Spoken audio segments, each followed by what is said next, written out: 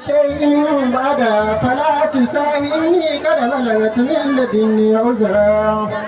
فاندلقا حتى إذا أتى أهل قرية استدعى أهلها فأبوا أن يضيفوهما فوجدا فيها جدارا يريد أن ينقض فأقاما قال لو شئت لاتخذت عليه أجرا قال هذا فراق بيني وبينك سأنبئك بتاويل ما لم تستطع عليه صبرا أما السفينة فكان لمساكين يعملون في البحر فأردت أن أعيبها وكان وراءهم ملك يأخذ كل سفينة غصبا وأما الغلام فكان أبواه مؤمنين فخشينا أن يرهقهما طغيانا وكفرا فأردنا أن يبدلهما ربهما خيرا منه زكاة وأقرب رحما وأما الجدار فكان لغلامين يتيمين في المدينة وكان تحته كنز لهما وكان أبوهما صالحا فأراد ربك أن يبلغا أشدهما ويستخرجا كنزهما رحمة من ربك وما فعلته عن أمري ذلك تاويل ما لم تستطع عليه صبرا ذلك تاويل ما لم تستطع عليه صبرا ويسألونك عن ذي القرنين قل سأتلو عليكم منه ذكرا ويسألونك عن ذي القرنين قل سأتلو عليكم منه ذكرا إنا مكنا له في الأرض وآتيناه من كل شيء سببا فاتبع سببا حتى إذا بلغ مغرب الشمس وجدها تغرب في عين حمئة ووجد عندها قوما قلنا يا ذا القرنين إما أن تعذب وإما أن تتخذ بهم حسنا قال أما من ظلم فسوف نعذبه ثم يرد إلى ربه فيعذبه عذابا نكرا وأما من آمن وعمل صالحا فله جزاء الحسنى وسنقول له من أمرنا يسرا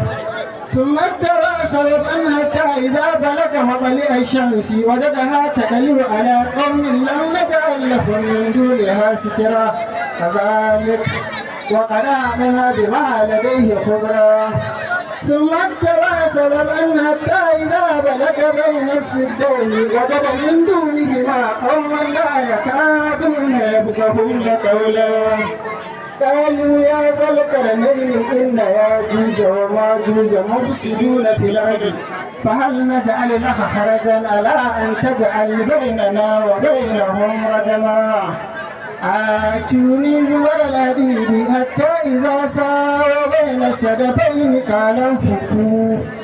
حتى إذا جعله نارا قال آتوني أفرغ عليه قدرا فما استطاعوا أن يظهروا وما استطاعوا له نقبا قال هذا رحمة من ربي فإذا جاء وعد ربي جعله دكا وكان وعد ربي حقا وتركنا بعضهم يومئذ يموت في بعض ونفخ في الصور وجمعناهم جمعا وأرينا جهنم يومئذ للكافرين أرضا الذين كانت عينهم في غطاء عن ذكري وكانوا لا يستطيعون سمعا أفحسب الذين كفروا أن يتخذوا عبادي من دوني أولياء